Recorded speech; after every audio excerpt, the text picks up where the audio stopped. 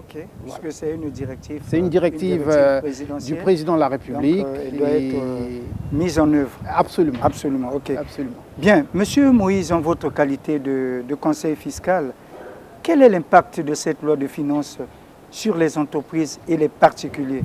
Vous les assistez au quotidien. Alors, quel est l'impact sur ces contribuables, justement?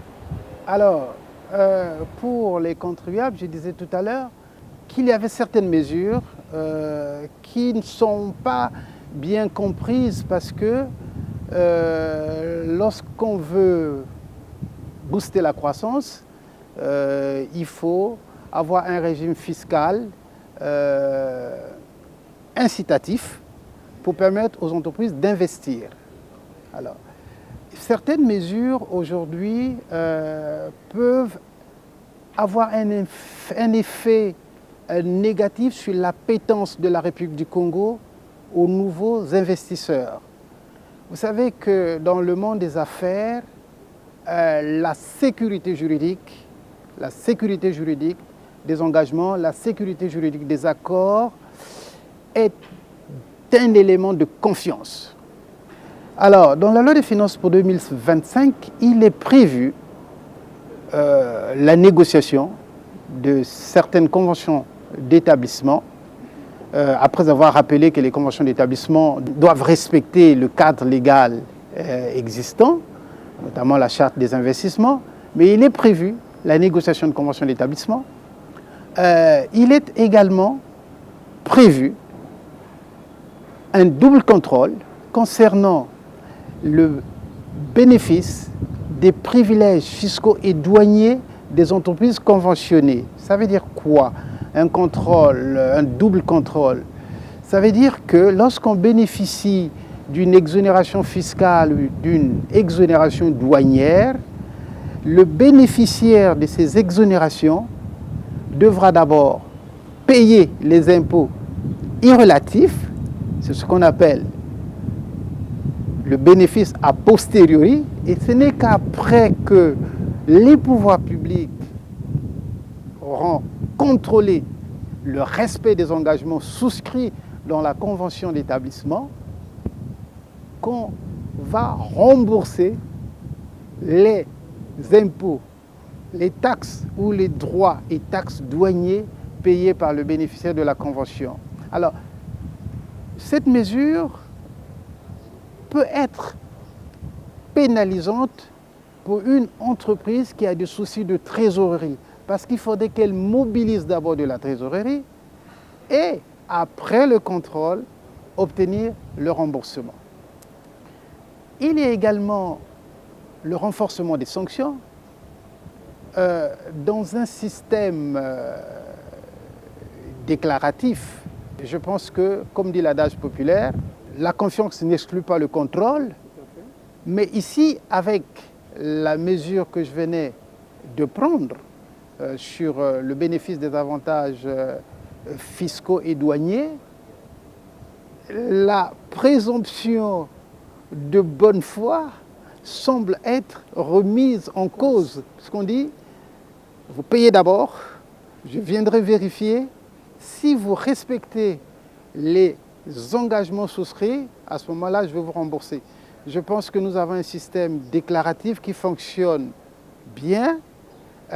S'il y a des défauts au niveau du contrôle, je pense qu'on doit plutôt travailler sur l'amélioration des procédures de contrôle pour que la trésorerie des entreprises soit soulagée.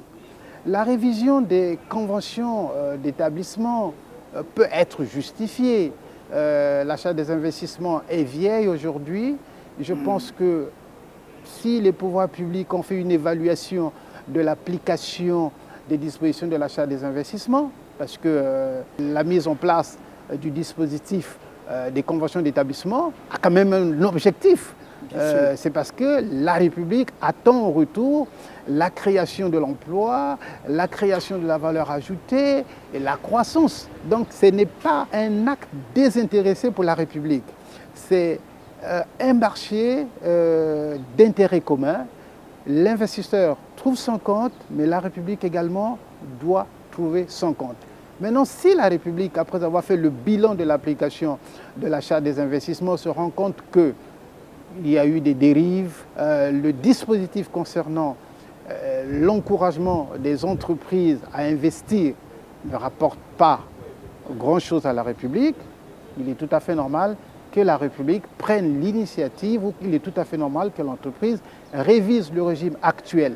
Mais en le faisant, je parlais tout à l'heure de la sécurité juridique, nous devons éviter de remettre en cause les conventions en cours. Parce que lorsqu'un investisseur fait un business plan, c'est une période donnée, et si en cours de route, on vient bouleverser les conditions économiques d'exécution de ce business plan, ça peut entraîner des difficultés. Et je pense que notre République a des soucis plus importants à gérer. Et je pense qu'on devrait éviter de remettre en cause les engagements de la République parce que ça donne un mauvais signal à l'extérieur. Ouais. Bon, mais justement sur ces conventions d'établissement, je pense que ça a été mis en place comme étant une mesure incitative à l'investissement.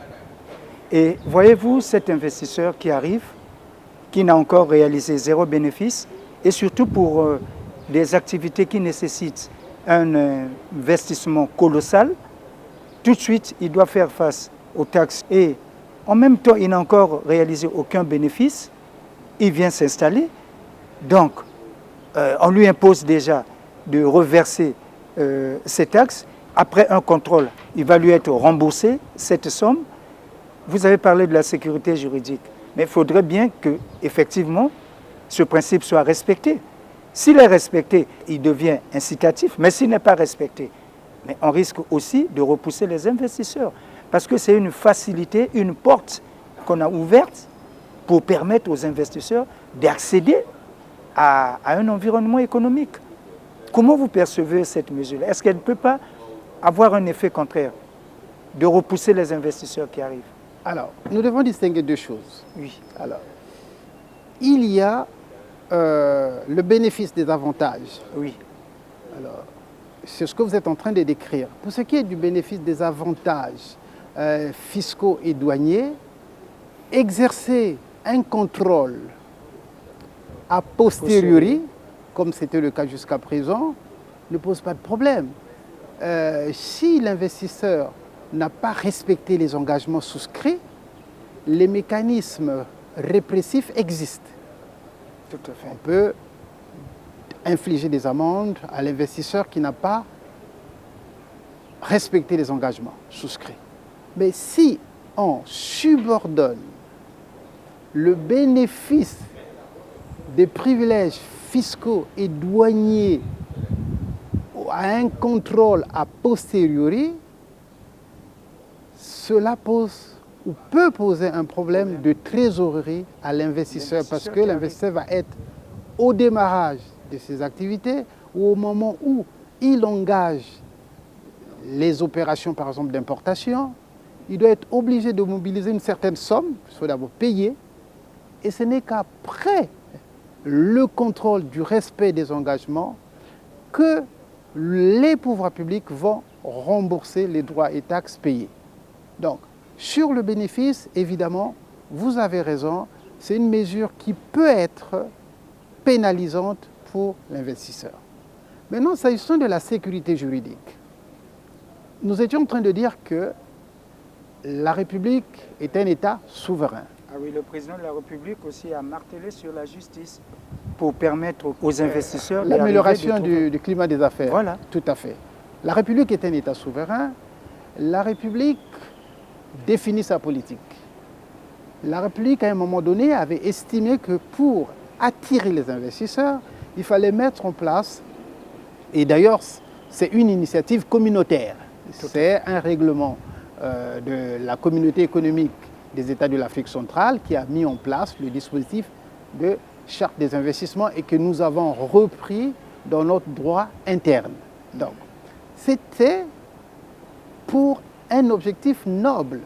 Maintenant, l'effectivité d'une loi ou d'une norme s'apprécie dans son application. C'est pour ça que j'étais en train de dire que si la République a déjà évalué l'application du dispositif relatif à l'achat des investissements et qu'elle se rend compte que ce dispositif n'est pas bien appliqué, qu'il n'est pas respecté et qu'il n'apporte pas grand-chose à la République, la République est dans son droit pour réformer le système.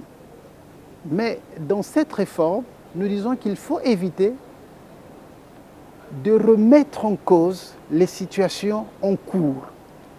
En droit, on parle du respect des droits acquis et il y a un principe également fondamental de notre droit qui veut que la loi ne dispose que pour l'avenir, elle n'a point d'effet rétroactif. Donc nous pensons que revenir sur les conventions en cours d'exécution serait faire une entorse au principe de la non-rétroactivité des lois. Alors, mais la République a d'autres outils pour sanctionner les opérateurs économiques qui ne respectent pas leurs engagements. C'est prévu dans l'achat des investissements. La République peut faire des contrôles et c'est prévu. OK. Alors, M. Moïse... A posteriori. Contrôle a posteriori. Tout à fait. Alors, vous avez certainement parcouru cette loi de finances puisque vous êtes de la matière. C'est ce que vous faites au quotidien. Alors, quelles sont les mesures fiscales favorables ou salutaires que vous avez identifiées dans cette loi de finances 2025 pour les contribuables, bien sûr? Alors, pour les contribuables, je commencerai d'abord par des mesures qui consistent à soutenir les couches vulnérables. Ça faisait partie des objectifs énoncés par le ministre en charge du budget lorsqu'il avait présenté le texte. Nous avons des exonérations confirmées concernant certains produits de première nécessité. Nous avons également, concernant le gaz butane, qui était déjà exonéré de la TVA, au même titre que l'eau minérale. Mais cette fois-ci, il y a également tout ce qui est biens et services qui concourent au conditionnement du gaz butane, qui est également exonéré de la TVA. Il y a également l'exonération pour l'importation de la TVA sur l'importation des panneaux photovoltaïques. Là aussi, c'est une bonne mesure, mais son champ d'application est réduit parce qu'elle ne concerne que les petites entreprises, les très petites entreprises et les start-up, et également l'importation. On pourrait avoir des entreprises localement qui fabriquent des panneaux photovoltaïques. Et on aurait pu également, dans le cas de l'acquisition de ces biens au plan national, prévoir une exonération de la TVA. Autre mesure favorable, il y a pour la mobilisation de la trésorerie pour des entreprises qui ont des soucis à recouvrer leurs créances. Nous avons un outil intéressant qui est le facturage. Cet outil qui permet aux entreprises de céder à une banque leurs créances moyennant rémunération et la banque met à la disposition de cette entreprise une certaine somme d'argent. Et jusqu'à présent, cet outil était lourdement taxé au moment de l'enregistrement du contrat d'affacturage. On réclamait un droit proportionnel de 1%. Et si on avait poursuivi dans cette lancée, l'affacturage n'allait pas se développer et le législateur a instauré un droit fixe de 15 000 francs pour l'enregistrement des contrats d'affacturage.